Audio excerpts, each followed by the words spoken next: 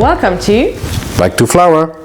Hey, good morning, Lena. Good morning, Arno. How are you doing? I'm fine. What about you? I'm doing well. So, what are we going to speak about today?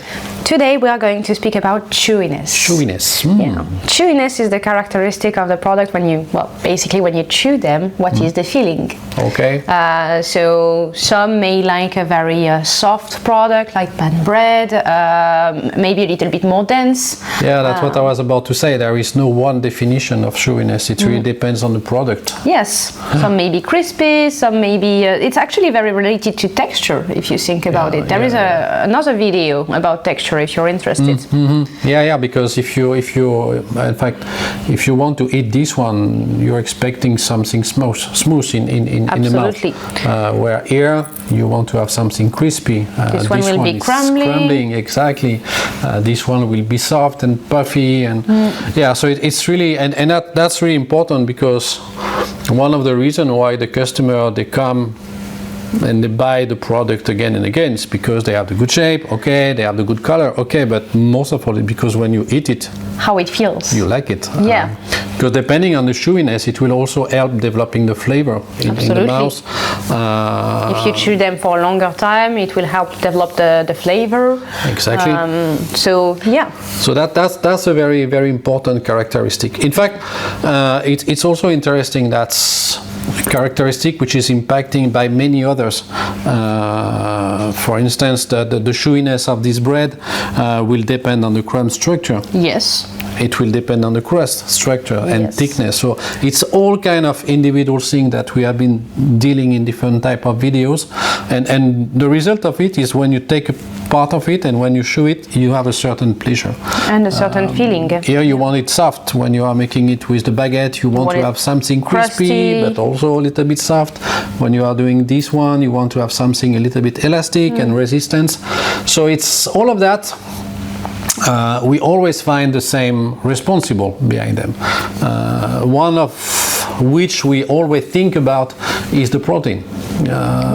Everybody will say, okay, in some product they need high protein, high quality, some other one they need low protein, low quality. So it's not like there is good and bad. It's about what we need to do.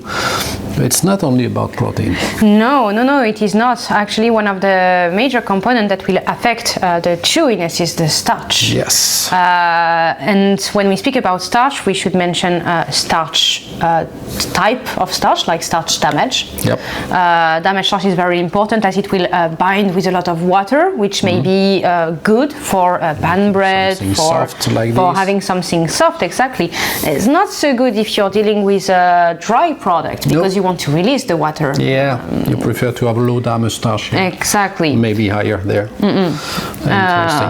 And also there is the starch functionality in itself. The starch viscosity, the gelatinization in the oven will help guarantee a correct crumb structure and so a correct chewiness. Yeah, the same thing here. I mean, that giving the shape, that's impacting the crispness, that's impacting a lot of things that, in fact, you are just measuring with your mouth when you are eating it. That's the point of organoleptic tests. It is, definitely. Yeah. That's why it's so important. Yeah. And this chewiness can change along the time.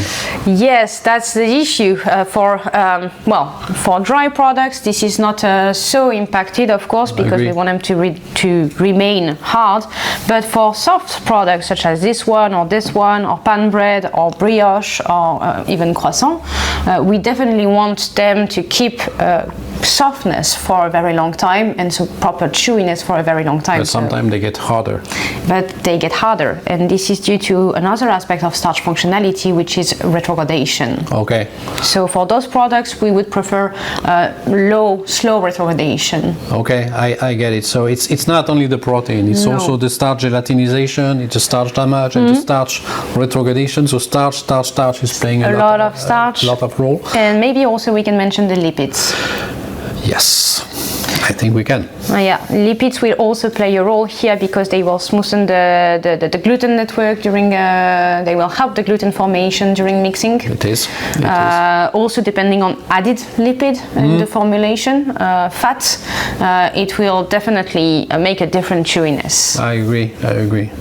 So that's very interesting. So chewiness, finally, it's a little bit of everything we've done before on the process, during the proofing, during the baking, flour property, all put all together. All the other ingredients. That end up into our mouth. Exactly. Wonderful. Thank you, Lena. Thank you, Arno.